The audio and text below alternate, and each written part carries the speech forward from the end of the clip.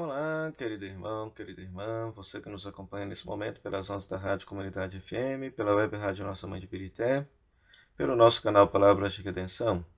Sou o Padre Frei Inácio José, pároco da paróquia de Nossa Senhora das Mercês, Arquidiocese de Belo Horizonte, mestre em Teologia Bíblica pela FAGE.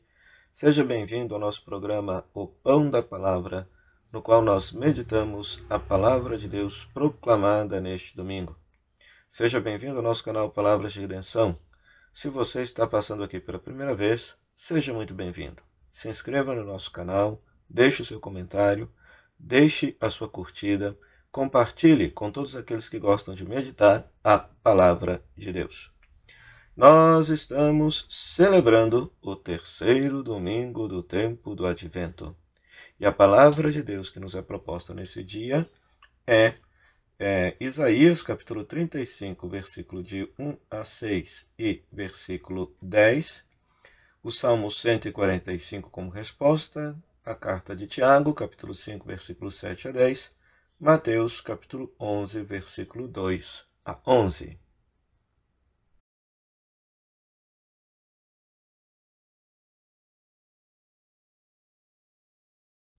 Pois muito bem. Na primeira leitura, Isaías, capítulo 35, versículo 1 a 6, nós temos uma imagem preciosa. O profeta Isaías anuncia ao povo de Israel que é o próprio Deus que virá para vos salvar. É o próprio Deus que virá para salvar Israel da sua escravidão, das suas mazelas, das suas dores. É uma palavra profunda de esperança. E veja só, no versículo 5 até o versículo 6, se coloca alguns detalhes muito interessantes. Se diz que os olhos dos cegos se abrirão, os ouvidos dos surdos também se abrirão, o coxo saltará como um cervo e a língua dos mudos será desatada. Ora, o cego, mudo, coxo e o aleijado, eles não poderiam participar da fé judaica. Ou seja, quando nós lemos a questão do templo de Jerusalém, quem que era permitido entrar no templo para prestar culto a Deus, essas pessoas não eram permitidas. Então, de certa maneira, essas pessoas estavam sem o acesso devido à palavra de Deus. Mas aqui o profeta Isaías anuncia que quando Deus viesse para salvar Israel, essas pessoas ficariam curadas e, por consequência, elas teriam acesso à palavra de Deus. Poderiam viver a sua vida de comunhão com Deus. Sua vida de comunhão com Deus. Por isso, querido irmão, querida irmã, que no Evangelho, veja só que interessante, no Evangelho, Mateus capítulo 11, versículo 2 a 11, quando João Batista está preso e ouve falar daquilo que Jesus está fazendo, João Batista envia alguns dos seus discípulos para perguntar a Jesus: é você aquele que deve vir ou devemos esperar um outro? Né? E Jesus manda responder a João Batista. Então veja, os cegos recuperam a vista, os paralíticos andam, leprosos são curados, surdos ouvem, mortos ressuscitam e os pobres são evangelizados.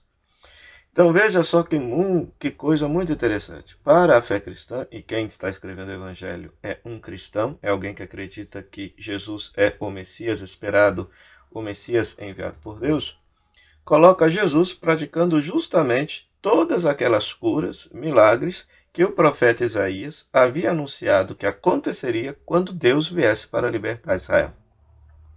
Ora, do ponto de vista da nossa fé, do ponto de vista da espiritualidade, da mistagogia que nós celebramos no tempo do Advento, nós sabemos que Jesus é verdadeiro Deus e verdadeiro homem que habitou entre nós e que nele, em Cristo, Deus visitou a nossa história. Deus visitou verdadeiramente a nossa vida, nos libertou de nossas mazelas. E eu diria ainda mais, nos libertou do pior exílio que poderia existir, que era o exílio da comunhão com Deus. Ou seja, se antes a humanidade como um tal não conseguia ter acesso a Deus, agora, por meio de Cristo, toda a humanidade pode ter acesso ao Pai, pode ter acesso a Deus, pode viver a sua religião, pode se religar ao mistério primordial da sua vida, o mistério sagrado, o mistério de Deus. Né? E é interessante também que tanto lá no Antigo Testamento quanto no Novo Testamento, o foco não é justamente essas deficiências físicas propriamente ditas. Porque, historicamente falando, Jesus não curou todos os cegos, todos os paralíticos, todos os surdos, todos os mudos.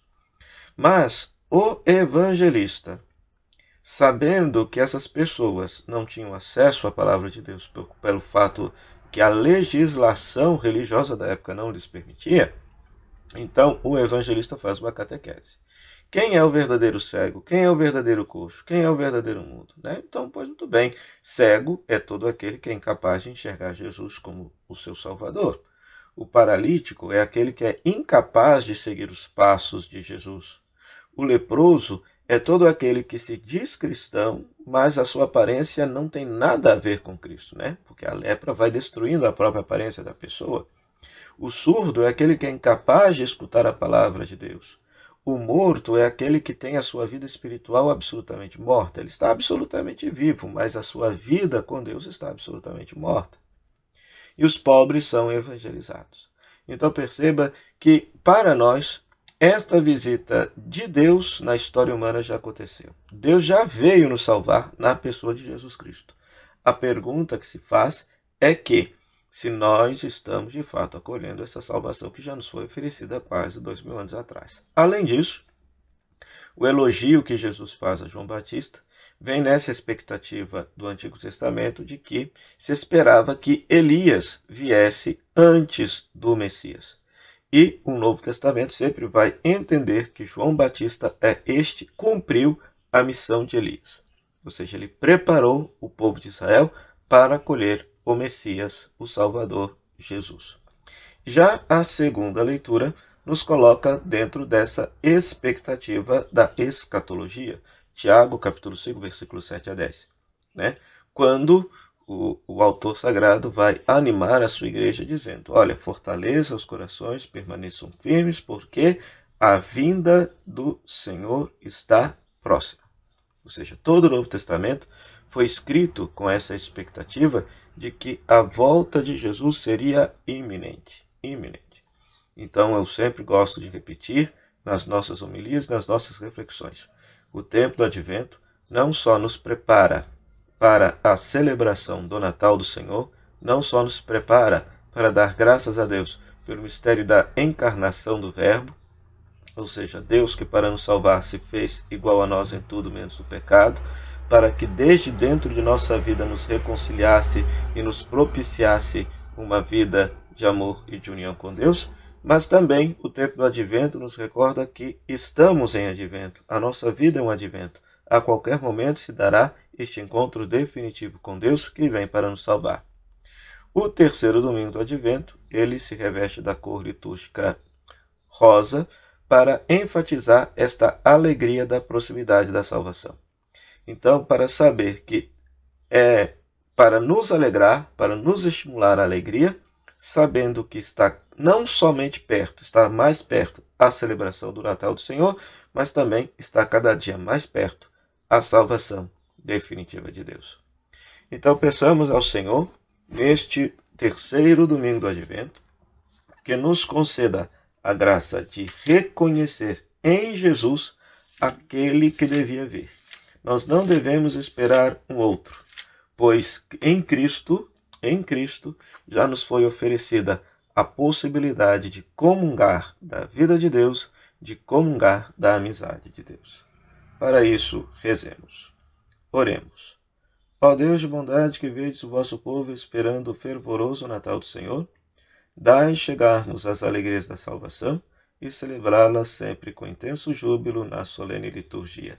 Por nosso Senhor Jesus Cristo, vosso Filho, na unidade do Espírito Santo. Amém.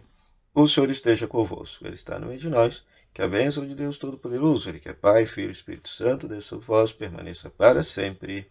Amém. Meu muito obrigado à Rádio Comunidade FM e à Web Rádio Nossa Mãe de Birité, que nos cedem esse espaço para pregarmos a Palavra de Deus. A você, querido rádio ouvinte e internauta, que nos acompanha aqui pelo nosso canal Palavras de Redenção.